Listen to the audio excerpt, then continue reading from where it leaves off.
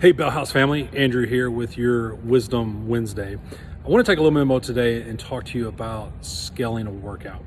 Now, when I first started CrossFit and for really the first year and a half of my journey in CrossFit, I felt like I always needed to achieve RX. I felt like that was the goal. I would do anything I could to try to hit that RX button or as get to close to RX as possible. Started seeing a couple things happen in that. One, other than just being demolished at the end of the workout, is I would consistently finish outside the stimulus of what the allotted recommended time should have been. So if it was 8 to 10 minutes, I'd be finishing at 12, 13, 14, a lot of times even being time capped and not even being able to finish. One of the other things I began to notice is my technique started to falter. I started having bad technique as the reps increased, as the weight increased, the speed of the reps.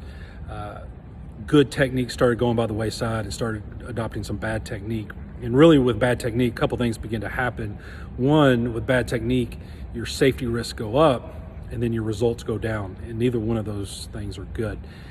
And so it wasn't until I started looking at the methodology of CrossFit, kind of the method behind the madness. It all seemed random, but it's really not. And started going into looking at intensity and why things are programmed the way they are. I began to realize that RX isn't necessarily the path to RX. And so I talked to Mike Bryan in class one day just about making a commitment for independence. I'm saying no matter what, we're going to do the independence workout. Even if we think we could do RX, we're going to focus on independence, we're going to focus on good technique, and we're going to focus on finishing the workout within that recommended time frame, the stimulus. And so he and I both committed to that. And what we began to see is some great results in that our stamina was up, our endurance was up. No longer did I feel like I was as haggard or demolished by the end of the week as I was.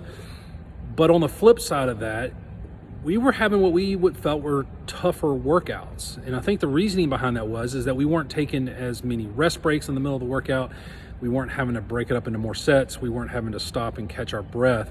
We were able to almost ride this line of able to keep pushing and keep going right up until before we had to stop and take a break. And so we felt like we were getting better workouts in with independence. So last week I decided, I'm going to put some data behind this and see what's really going on. And I took the formula for power. Power is force times distance divided by time. And if you remember last week, we had a workout 3 rounds of rowing and 30 kettlebell swings, totaling 90 kettlebell swings. That was a workout that I felt like I could have done RX, but it was going to take me a little bit longer to get that accomplished. And so I stuck with independence. The recommended time was 8 to 10 minutes. I finished that workout at about 8:23, almost 8.5, I think is where I was. I went home and I started to put some pen to paper and I calculated up force, which was the weight of the kettlebell times the distance that kettlebell was moving, and divided it by the time that it took me to accomplish that, and came up with rough numbers what the power output was for that workout.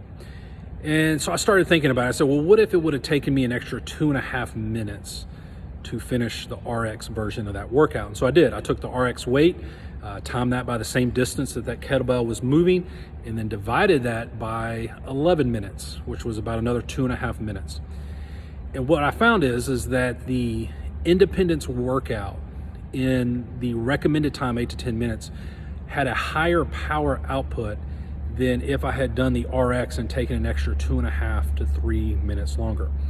Now, power equals intensity, and intensity is what drives results.